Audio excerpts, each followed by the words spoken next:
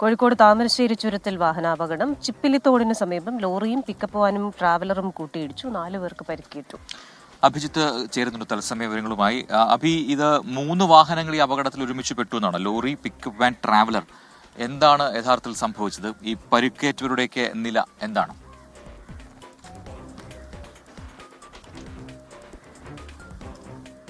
Prajin, Christina, good morning.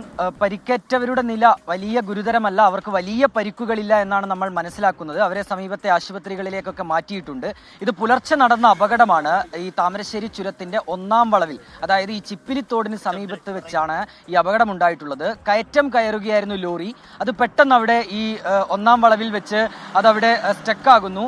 തുടർന്ന് ഇതിന്റെ പുറകിൽ വരികയായിരുന്ന ഈ പിക്കപ്പ് വാൻ ഈ ലോറിയിൽ ഇടിക്കുന്നു. അതിന്റെ തൊട്ടു പുറകിലായിരുന്നു ഈ ട്രാവലർ ഈ പിക്കപ്പ് വാനിൽ ഇടിക്കുന്നു. അങ്ങനെ ഈ 3 വാഹനങ്ങളും തമ്മിൽ കൂട്ടിയിടിച്ചാണ് അപകടമുണ്ടായത്. ഇതിൽ പിക്കപ്പ് വാനിലുള്ളവർക്കാണ് കൂടുതൽ പരിക്ക് പറ്റിയത്. അതിലെ ഡ്രൈവർക്കും കിളിക്കും കുറച്ച് കാര്യമായിട്ട് തന്നെ പരിക്ക് പറ്റിയിട്ടുണ്ട്. അതിലെ കിളിയെ അവിടെ നിന്ന് വാഹനം മാറ്റിയതിന് ശേഷം വാഹനം വെട്ടിപ്പൊളിച്ചാണ് പുറത്തെടുത്തത് എന്നും നമ്മൾ മനസ്സിലാക്കുന്നുണ്ട്.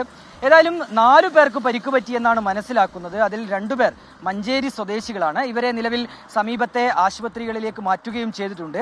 നിലവിൽ ഈ ചുരത്തിൽ വലിയ ഗതാഗത തടസ്സങ്ങളൊന്നുമില്ല എന്നാണ് നമ്മൾ മനസ്സിലാക്കുന്നത്. ഈ വാഹനങ്ങൾ സമീപത്തേക്ക് മാറ്റി ഈ വാഹനങ്ങൾക്ക് കടന്നു പോകാനുള്ള സൗകര്യം അവിടെയുള്ള ഈ ചുരം സംരക്ഷണ സമിതി, അവിടെയുള്ള മറ്റ് സന്നദ്ധ പ്രവർത്തകരൊക്കെ ചേർന്ന് ഒരുക്കുകയും ചെയ്തിട്ടുണ്ട്.